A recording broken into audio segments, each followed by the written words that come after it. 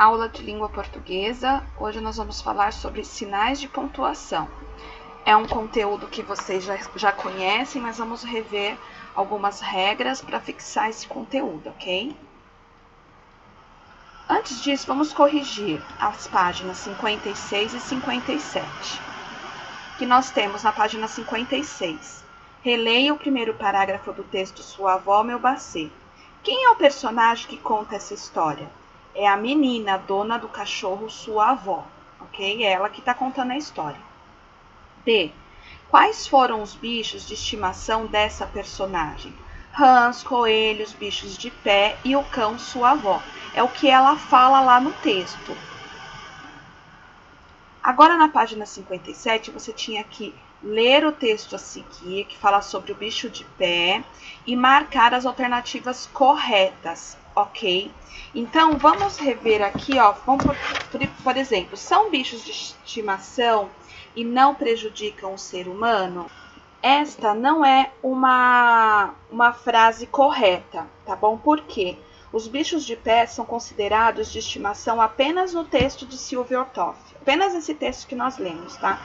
Porque eles são prejudiciais ao ser humano, então não são bichos de estimação, ok? Esta outra frase que está incorreta, ela não está marcada, as pessoas percebem quando esses bichos se aproximam delas? Então vejam, os bichos de pé são quase invisíveis e não se percebe o momento que atacam, tá? Eles são muito pequenininhos, não dá pra gente perceber, tá? Só vai perceber quando o local ele inflama, quando a gente começa a sentir dor, ou começa a sentir um incômodo, tá? A outra frase que não está correta, ó, elas atacam apenas seres humanos? Não, eles também atacam animais domésticos, tá? Os animais que a gente costuma ter em casa. Então, as frases corretas de acordo com o texto que está aqui em cima, alimentam-se do sangue das vítimas, isso mesmo, eles ficam ali na pele sugando sangue, inflamam o local onde penetram, e quem anda descalço pode ser vítima desses bichos, principalmente as pessoas que moram lá na zona rural, tá? Ou que anda na grama, na areia, tá? Anda descalço, é fácil de pegar este bichinho, tá bom? Na página 57, nós temos lá para reler um trecho da história de Silvio Ortoff. E o que vocês tinham que fazer? Marcar com lápis colorido os nomes próprios citados nesse texto. Eu circulei, mas se você só sublinhou embaixo ou você pintou a palavra, tá certo também, tá? Então, os nomes próprios que tem aqui, ó, Rio, Lagoa Rodrigo de Freitas, Jardim Botânico, Ipanema, tá? E aí você tem que escrever o que esses nomes próprios nomeiam. Então, vejam, Rio é a abreviação do estado do Rio de Janeiro. Então, muitas vezes as pessoas falam assim, eu sou do Rio, né? Quando a pessoa fala assim, eu sou do Rio, isso quer dizer que ele é do Rio de Janeiro, tá? Eu vou viajar para o Rio, eu vou para o Rio de Janeiro, ok? Lagoa Rodrigo de Freitas é o nome da lagoa que fica na cidade do Rio de Janeiro. É uma lagoa que tem lá que tem esse nome, ok? Jardim Botânico e Ipanema é o nome de bairros na cidade do Rio de Janeiro. Se você colocou que Ipanema também é o nome de uma praia, pode colocar isso também, tá? Mas por que a praia se chama Ipanema? Porque esta praia está localizada no bairro chamado Ipanema, tá bom? Então, você pode colocar que Ipanema é o nome de uma praia, porque está no bairro Ipanema, tá? Agora vamos para a hora da leitura. Abram a apostila na página 75 e acompanhe a leitura. Jogo dos pontos e vírgula. Vamos ler. Bravo, viva, muito bem, sempre de pé, na maior animação. Ninguém derruba o ponto de exclamação. Sim ou não? Como? Por quê? Cheio de dúvidas entre o sim e o não. Quem não conhece o ponto de interrogação? Às vezes, mistério ou curiosidade. Com ele, dizem, é que começa a verdade. Ei, vírgula, parece minhoca, ou um rabo fora da toca, né? Então, aqui está falando de 3 pontos, sinais de pontuação, que nós conhecemos, que é a exclamação, que ele, quando nós usamos ele numa frase, num texto, ele está demonstrando uma admiração, uma surpresa, tá bom? Está exclamando algo que é muito bom, ou às vezes muito ruim, desde que tenha esse significado de surpresa. Interrogação. Interrogação nós usamos nas perguntas, ok? Por isso que está aqui, sim ou não, como, né? Então, o interrogação realmente está sempre entre o sim e o não. Quando nós usamos uma frase que tem interrogação, isso quer dizer que nós estamos fazendo uma pergunta. E a vírgula? A vírgula é para dar sentido nas frases, ok? E para quando nós estamos fazendo uma leitura, para dar aquela pausa, aquele descanso muito rápido enquanto estamos lendo, né? Vamos ver aqui, ó. Por exemplo, vamos ler essa frase aqui primeiro, ó. Bravo, viva, muito bem, sempre de pé, na maior animação. Ninguém derruba o ponto de interrogação. Então, as vírgulas, vocês perceberam que eu dei uma pausa? Sempre de pé, na maior animação. É uma pausa muito rápida. Essa pausa é para que o texto tenha sentido e para que a leitura não se torne cansativa, tá? Então, vamos ver alguns sinais de pontuação. Nós temos aqui, ó, aspas. Nós já falamos sobre as aspas, né? Indicam que retiramos a fala de alguém de um texto. Então, quando nós usamos aspas, nós podemos estar citando a obra, uma obra de arte, por exemplo, o quadro Mona Lisa de Leonardo da Vinci. O Mona Lisa vai estar entre aspas, tá? Ou se nós falarmos, e Leonardo da Vinci disse, o que ele vai dizer vai estar entre aspas, tá bom? O ponto final serve para indicar o final de uma frase. Travessão indica que alguém vai falar em um diálogo, certo? Ponto de exclamação indica admiração, alegria, espanto.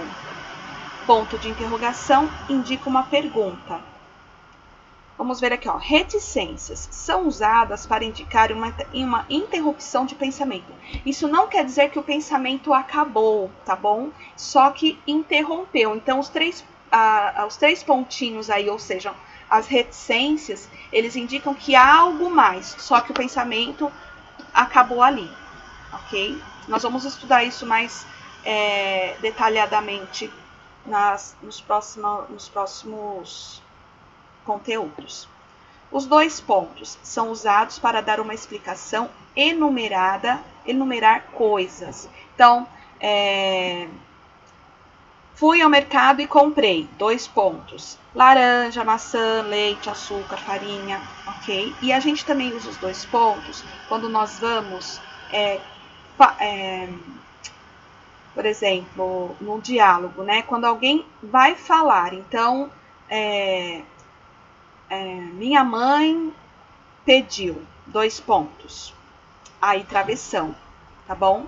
E a vírgula serve para indicar uma pequena pausa na leitura, como eu já falei com vocês. Agora, vamos ver rever, na verdade, porque assim como os sinais de pontuação, nós vamos rever os sons do S, ok? Então, veja. A letra S tem muitos sons. S sozinho no início da palavra tem som de S mesmo. Por exemplo, sapo, sinfonia, surfista.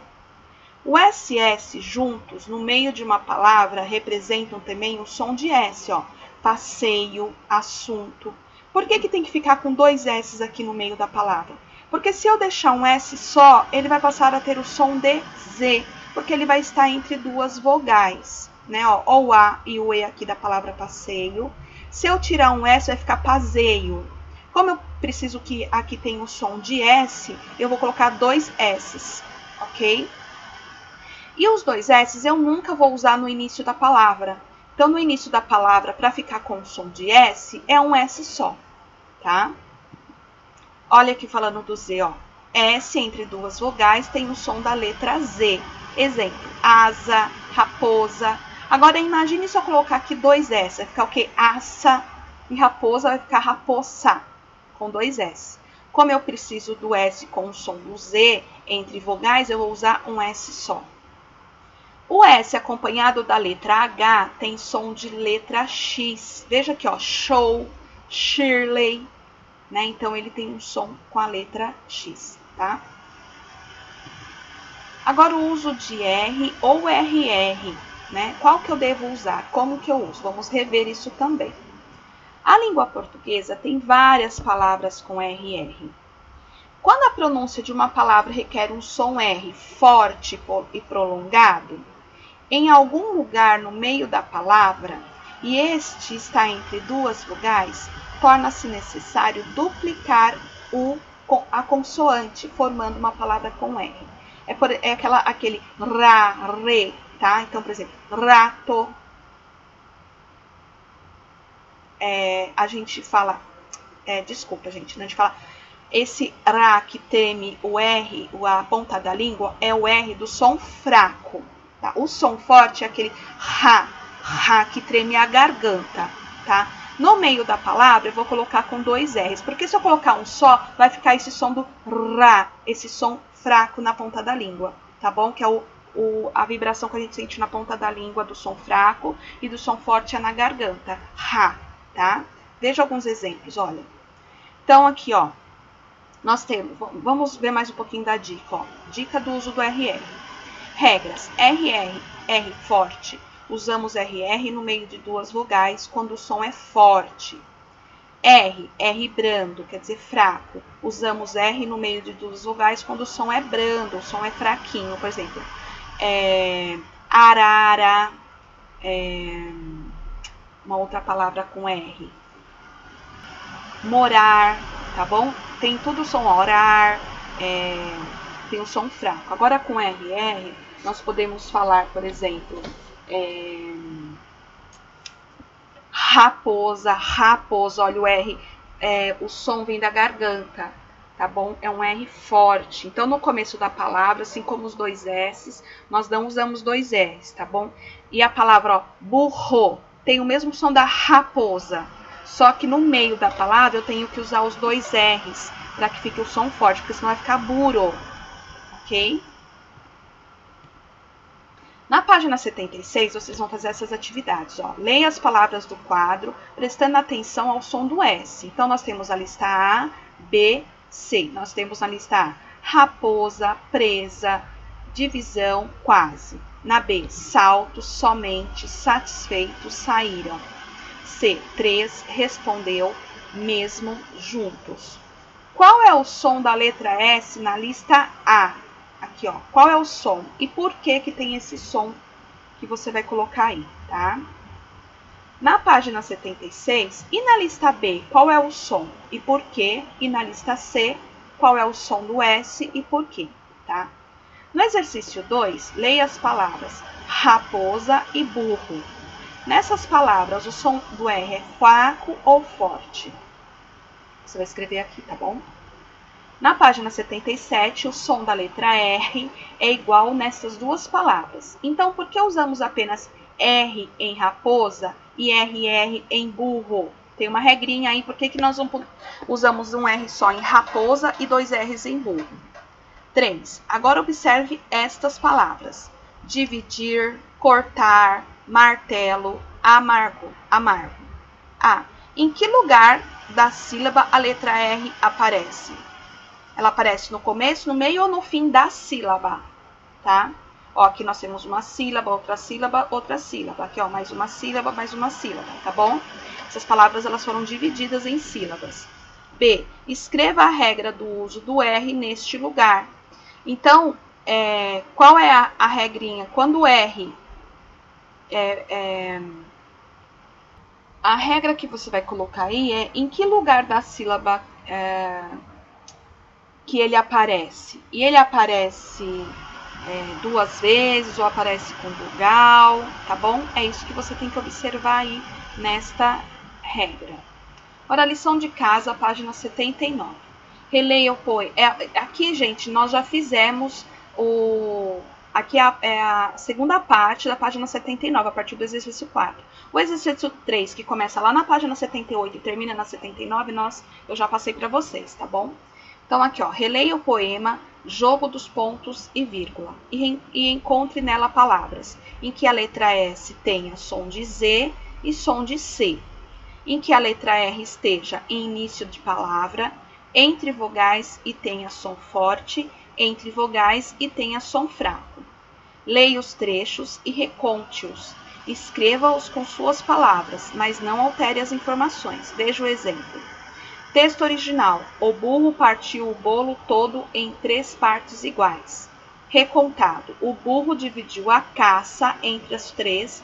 Todos receberam a mesma quantidade. Tá bom? Então, o que mudou aqui? O bolo e partes iguais. Então, quer dizer, o bolo é a caça e partes iguais quer dizer que receberam a mesma quantidade, tá bom? Então, você vai ter que